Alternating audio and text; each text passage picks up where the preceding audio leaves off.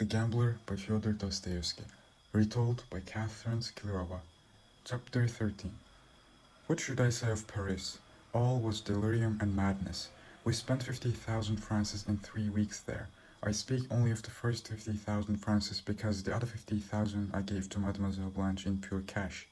Nevertheless, a week had not passed before she came to me for the money. She always called me her teacher. I had never met such a greedy and mean person in my life. My 50,000 she needed in order to arrange her establishment in Paris for a long time. She checked my purse every day. She never put into my purse more than 100 francs at a time. When I asked her how much she had spent, she turned to me and said, "What do you want to do with your money?" She looked so indifferent to me that I never disputed the point again.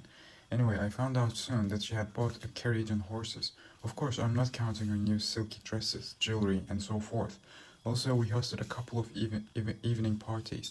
She invited me rich and famous people to our expensive suites.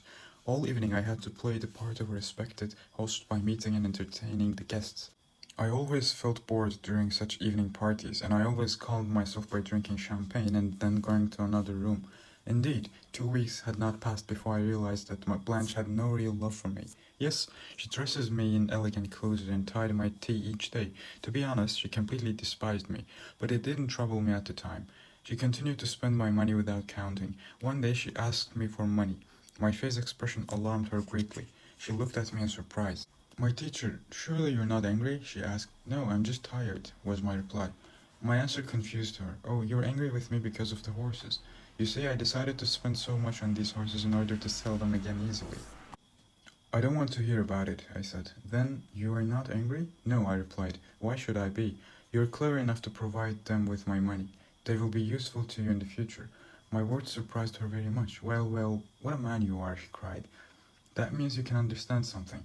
You're only a teacher. You're not a prince. Are you sorry that your money is going away so quickly?" "No, the quicker it goes away, the better." "What are you going to do after?" she asked. "I will go to Hamburg and win another 100,000 francs. That is wonderful. Oh, I know you will win and bring your money to me when you have done so. I will love you then. You see, I have not loved you before. You lie. You cannot love sincerely." "You love only money," I exclaimed and left the room. We spent our 10 days without much joy. However, she kept her word. She introduced me to some famous people in Paris. This favor meant nothing to me. I wanted my money to finish as quickly as possible. I could not stand my life with her anymore.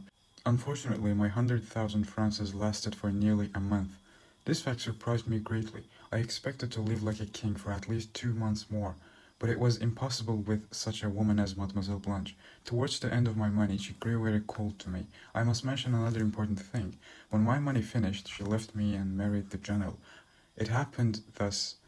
A week before we had separated, the general came to see us. Blanche met him with joy and laughter, and even hugged him. He was astonished at her warm reception. Shortly afterwards, I had learned that after our unexpected departure from Luxembourg, he had had a sort of fit, and that he had spent a week in delirium. Blanche's warm welcome was the best cure for him. His face was still handsome, but somewhat wrinkled and pale. Sometimes he talked to himself without noticing anybody around. Only Blanche could awake him to life with her voice. I had no idea how the general was able to come to Paris, as he had no money at all. I could not imagine the origin of his money. Probably he had borrowed the money from Mr. Astley. The general continued to address me as my superior. Surely he had heard that I had won a good deal of money. Nevertheless, he acted as if he had not heard of my winnings. Once I asked about Paulina and the Greers. He became quite angry when I asked him about her. "She's an ungrateful woman," he said. "She's a bad woman. As for the Greers, he has ruined me. He has robbed me. He never leaves me in my dreams. Do not speak of them again."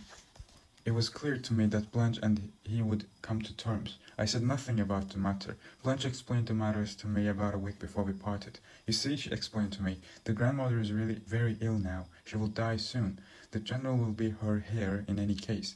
Even if it would not be so, he has his pension. I will become Madame General and get into a good circle of society in Moscow. I will become a noble Russian as well.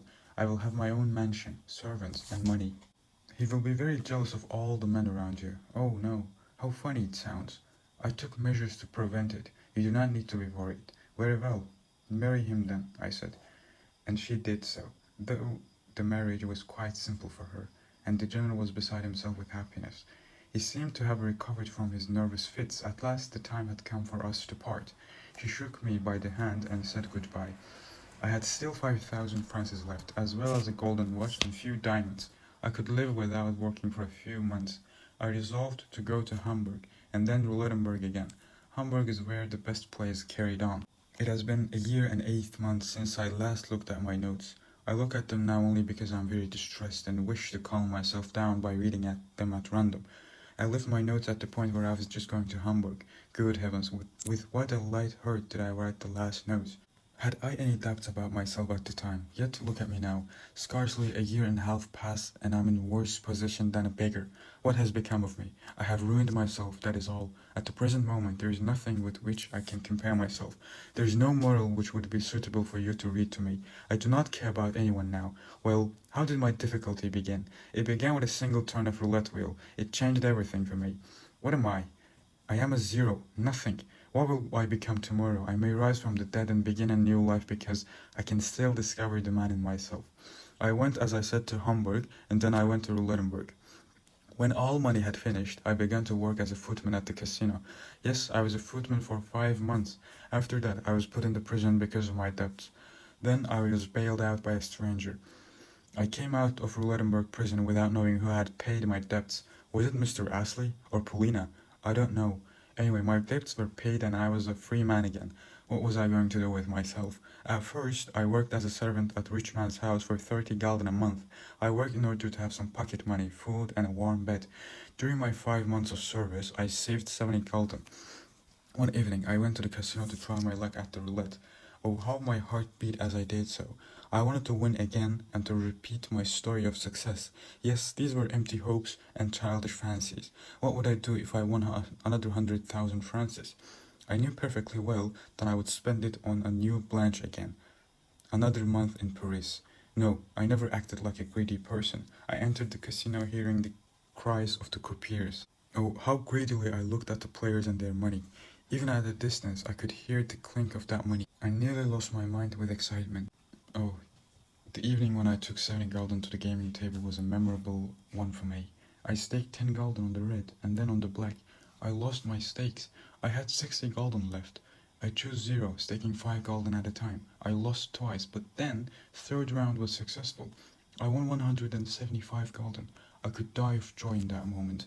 Of course, I was less glad when 1 year and a half ago I had won 100,000 francs. I staked 100 gulden on the red, I won. I staked 200 on the black, and won again. Then I staked 200 gulden on the red, and 400 on the black. I won 800 gulden in 5 minutes.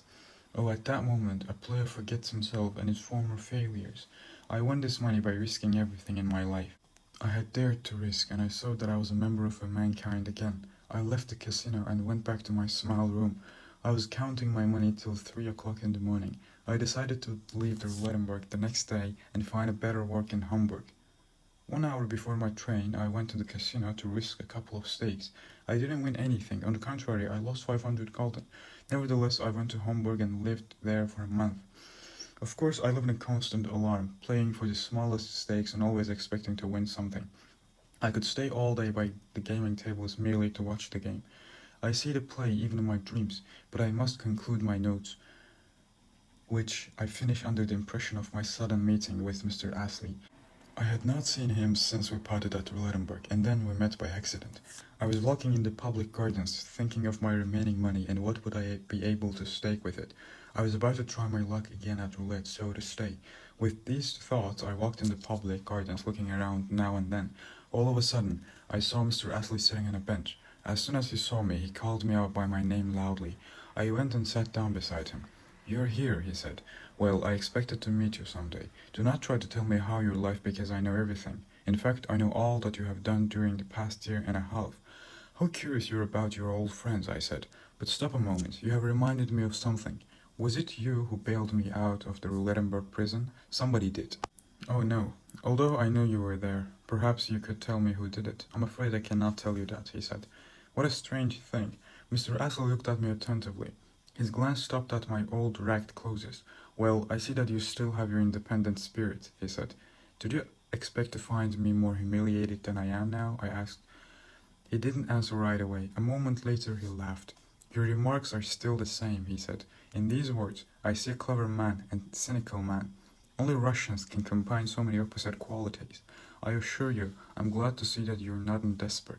Tell me, are you never going to give up gambling? I can give up easily, but you're losing, he interrupted me. I thought so. Do not tell me any more about it. I know how things stand. Have you no other work except gambling? No, I do not have any constant work. At that moment, Mr. Asa looked at his book. I had not looked at the page of book for ages. You're growing stupid, he said. You have refused your old life, with its interests and social ties. Moreover, you have forgotten your friends whom I know you have had. You have no other aim in your life except gambling. You have forgotten your memories as well. I can remember you in a stronger period of your life. I'm sure that at present time you only think of how to get money for your stakes. Enough, Mr. Astley, I cried in anger. Do not talk about the past. I remember everything. I will rise from the dead. You will see it yourself someday. Then I have to wait for years, he said. I hope I will be alive to see it. I really hope so. Enough, I cried again. May I ask you about Polina? Where is she? If it was not you, she must have bailed me out of prison. No, I don't think it was her. She's in Switzerland now, and please do not ask about her any more. Has she hurt you? I asked. Polina is the best of all living things, he answered. But I repeat, do not ask me about her. You never really knew her. Really? I said. What can I ask you about them? Anyway, don't be alarmed. I will not ask you about your private secrets and affairs. You can tell me about the general's family, in short. Well, I can only tell you that Polina Alexandrovna was ill for a long time. My mother and sister nursed her for a while at their home in England. The grandmother died and left Polina £7,000 sterling. That was about 6 months ago, and now she's traveling with my sister's family. As for the general, he died in Paris last month. He died of a heart attack. Mademoiselle Blanche's wish came true, so to say. She has inherited all that he received from the grandmother. That is the whole story. And de Griers? Well, he's in Paris now. That is all I know about him. I beg your pardon 1,000 times, Mr. Astley, I said. I want to know one last thing. Has there been any relationship between de Griers and Polina? This question is very important to me. I cannot answer this question. You asked it because you feel upset. Yet your words do not seem sincere to me. I agree. I am only wasting words. Yes, you're talking nonsense, said my old friend. Do you know that I came to Hamburg at Polina's request? I came here in order to see you, and have a serious talk with you, and to send to you her best regards. Really? Is that really so? I asked in tears. Yes, my poor friend, he replied. She loved you once, but now you're fully lost. Yes, you have ruined yourself completely. Once you had a certain talent, and your appearance was good, yet you remained here and your life is over at present. I'm not blaming you for this. If it's not roulette, what was it then? I tremble to think of what the future will do to you. You need money, I suppose. Then take these 10 francs. I will not give you more because you will gamble it away.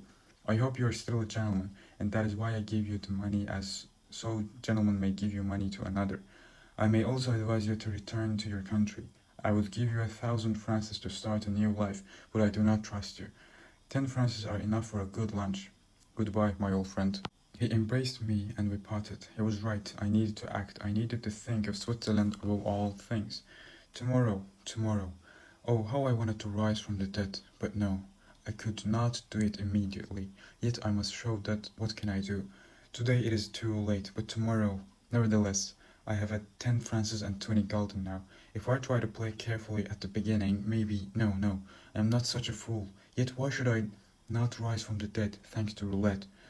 I must only play very carefully. 1 hour would be enough. I went back from the casino. I lost everything. Yet as I was leaving the casino, I found 1 gulden in my pocket. Perhaps I will need it for a meal. I thought to myself, but I had changed my mind and returned. That gulden I staked on zero. I was alone in a foreign country without friends, food, or a roof over my head. Despite all these things, I staked my last coin. Well, I won the stake and left the casino with 100 gulden in my pocket. But what if my luck had failed me? Or had I not changed my mind? No. Tomorrow, all of this will end.